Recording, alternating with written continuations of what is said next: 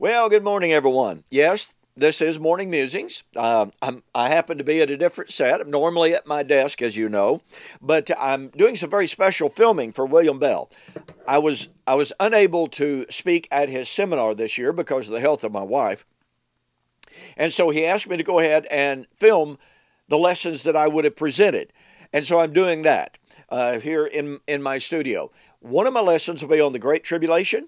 One of the lessons will be on the salvation of Israel, Romans 11:25 to 27. One of the lessons will be on the fullness of the Gentiles. You're going to be able to get those DVDs from William Bell in the very near future. Lord willing, nothing else happens. But that's why I'm in my studio here.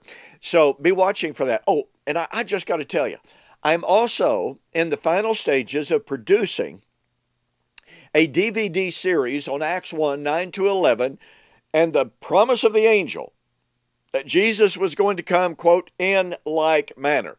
You know, the opponents of covenant eschatology almost invariably refer to Acts chapter 1 as supposedly definitive proof that Jesus has got to come back in the body of a 5'5" Jewish man. Well, I want to tell you something, folks. A good, careful, close, grammatical, contextual study of Acts chapter 1 absolutely dispels that. So far, I have 14 DVD lessons filmed on Acts 1, 9 to 11. I have at least one more that I have up here that I'll be filming very soon. I will be making the announcement as soon as I get all the material completely filmed, completely processed, and ready to distribute. I'll be letting you know, but I want to tell you something. I'm unaware of any other production or study of Acts chapter 1 that is so comprehensive, so in-depth, and so thorough in demonstrating the prophetic background, the contextual background, the correlation of Acts chapter 1 with other passages, etc., etc. I don't know of anything else that's been produced, anything like this. So you'll be wanting to watch for that so that you can order your copy just as soon as possible. Okay, we're currently involved in a study of the Messianic Temple.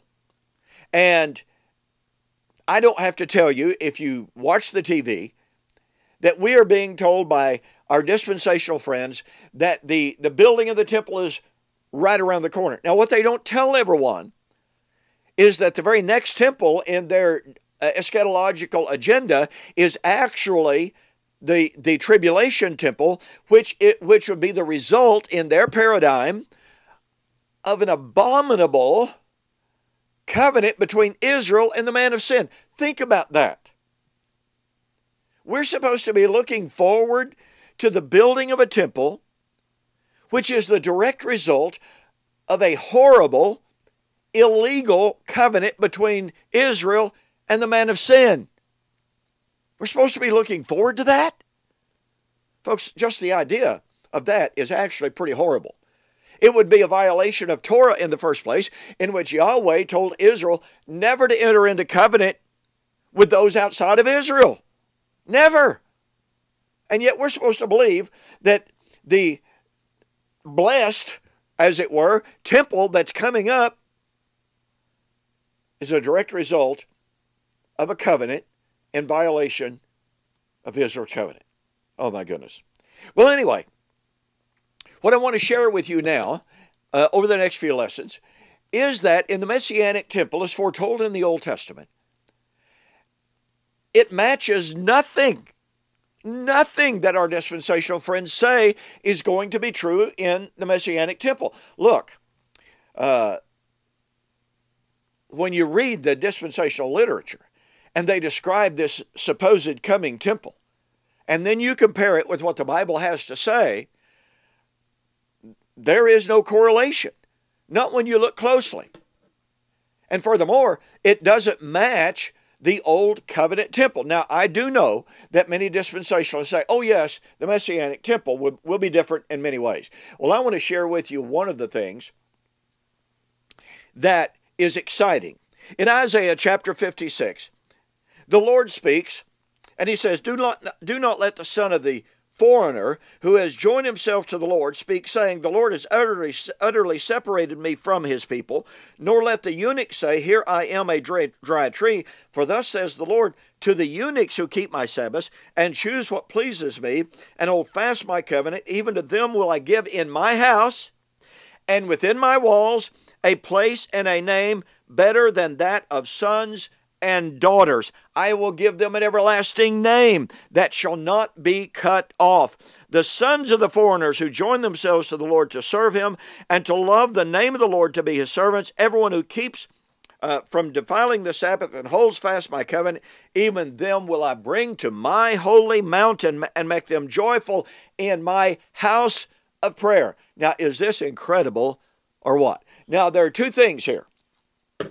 Number one, Yahweh said, I'm going to bring the foreigner who wants to join himself to the Lord. Now, this terminology and this concept refers to those who are not of the lineage of Abraham. In Numbers and in Exodus chapter 14 especially, as Yahweh established the Passover, he said, if there is a stranger who is not of the seed of Abraham, who wishes to join himself to the Lord and keep his commandments, now watch this, he shall be counted as a native born son. This tells us that becoming an Israelite happened through obedience. We would say it would happen by faith. Not of the lineage of Abraham, but he could be joined to Israel. Now he would be a foreigner. There are several words that are used in the Old Testament, translated as foreigner. There's allogenes, which means not of the lineage, not of the bloodline, not of Israel. There's allophulis, not of the tribes of Israel. Allotrios, which is simply foreigner. And of course, goyim. There are other terms as well. Well, this is the word allogenes. He is not of the bloodline. He is not of Israel. So in the Messianic temple, those not of Israel could come and be a part of the children of God by obeying the law of God. Be given a name better than sons and daughters. Can you grasp that? Those not of the lineage of Abraham, the allogenes, could come and by faith, by obedience, be joined, be a part of, be in the house of God, and be given a name better than sons and daughters. You know, God predicted that throughout the Old Testament. In Ezekiel 47:23 and following, God spoke of the Messianic temple. And as he spoke of the allotment of the inheritance, watch this, to the 12 tribes of Israel, he also spoke of the stranger who is not of the 12 tribes. And Yahweh said, that stranger who is not of the seed of Abraham will receive an inheritance equal with Israel. That's exactly what Isaiah 56 is predicting. You know what that tells us? It tells us, ladies and gentlemen and folks, it tells us that you and I, who were allogenes, when we desire to belong to the God of Israel, what we have to do is love Him, believe in Him, and obey Him. What a radical change. What a marvelous change. The temple of God is for anyone of faith. We have more. We'll see you on the flip side.